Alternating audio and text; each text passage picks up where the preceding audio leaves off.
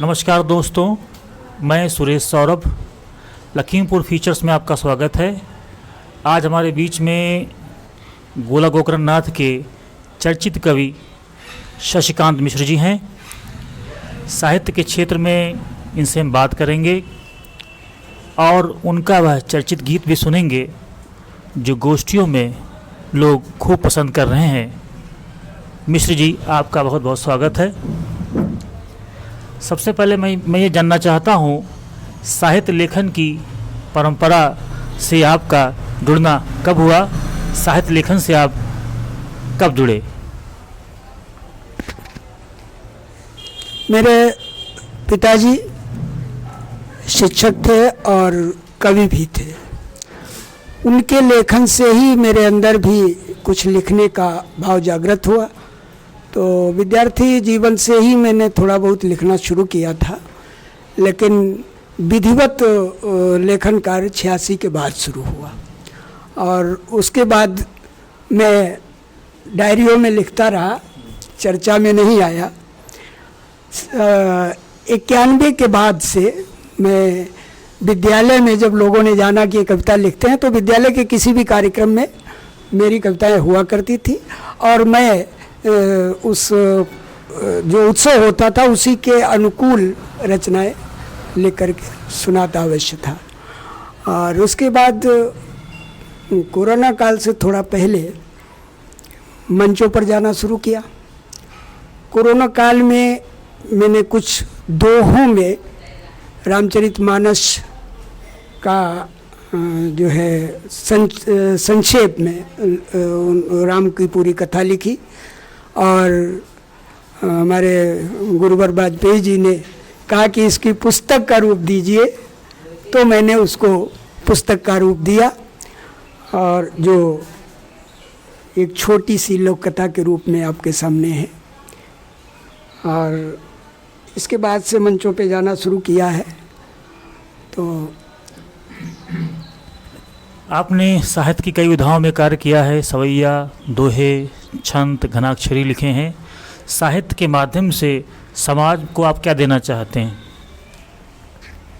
तो समाज में हम एक एकता का संदेश जो है, हमारी भारतीय संस्कृत की परंपरा जो है, उसको समाज को देना चाहते हैं कि आपस में प्रेम, सौहार्द, भाईचारे की भावना बने और जो आपस में एक दूरी है जात पात वर्ग आदि की, वो ना रहे। तो हमारी रचनाओं में लगभग ऐसे ही भाव हुआ करते हैं।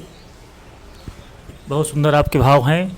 गोपाल दास नीरज ने भी कहा है कि एक मजहब ऐसा बनाया जाए जहाँ इंसान को इंसान बनाया जाए। साहित्य का भी यह कार्य होता है कि वह समाज में समरसता, भेदभाव को मिटाकर एक अच्छे समाज का निर्माण करे। मिश्र जी ने बहुत सी रचनाएं लिखी हैं, जो रचनाएं चर्चित भी हो रही हैं। आजकल कई गोष्ठियों में उनका एक गीत बहुत चर्चित हो रहा है। वह बाल गीत हम चाहेंगे हमारे श्रोताओं को सुनाएं। उस गीत का शीर्षक है मम्मी मुझे तिरंगा ला दो। मैं आग्रह करता हूं मिश्र जी से कि वह गीत सुनाएं। धन्यवाद सौरभ जी। ये बालगीत मैंने 15 अगस्त पे लिखा था, जब बच्चे झंडा लेकर के निकल रहे थे और देखा कि एक बच्चा छोटा सा झंडा लेने के लिए माँ से जिद कर रहा है। तो मैंने उसमें कुछ अपने भाव डाले कि वो बच्चा क्यों झंडा लेना चाहता है, और इसमें भी एकता की भावना ही दर्शाई गई है। गीत कुछ इस प्रकार से है कि मम्मी मुझे तिरंगा ला दो, मम्मी मुझे तिरंगा ला दो, मैं भी जश्न मनाऊंगा। मम्मी मुझे तिरंगा ला दो, मैं भी जश्न मनाऊंगा। वसुधा है परिवार हमारा, दुनिया को दिखलाऊंगा। मम्मी मुझे तिरंगा ला दो। पाकिस्तान हमारा भाई, पाकिस्तान उसको समझाऊंगा, पुनः मैत्री करके उसको घर वापस ले आऊंगा, पुनः मैत्री करके उसको घर वापस ले आऊंगा।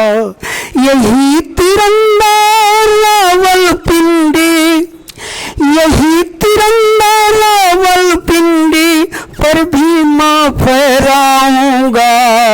मम्मी मुझे तिरंगा ला दो, मैं भी जश्न मनाऊंगा। बहक गया है, भटक गया है, छोटा है वह बहकावे में आया है। भटक गया है, छोटा है वह बहकावे में आया है। दुष्ट चीन ने सिखा पढ़ा कर ही उसको भड़काया है। तो असली चेहरा दिखा चीन का, असली चेहरा दिखा चीन का, मैं उसको दुलराऊंगा। मम्मी मुझे तिरंगा ला दो, मैं भी जश्न मनाऊंगा। अगर न माना तो फिर उसको थोड़ी डांट पिलाऊंगा। अगर न माना तो फिर उसको थोड़ी डांट पिलाऊंगा।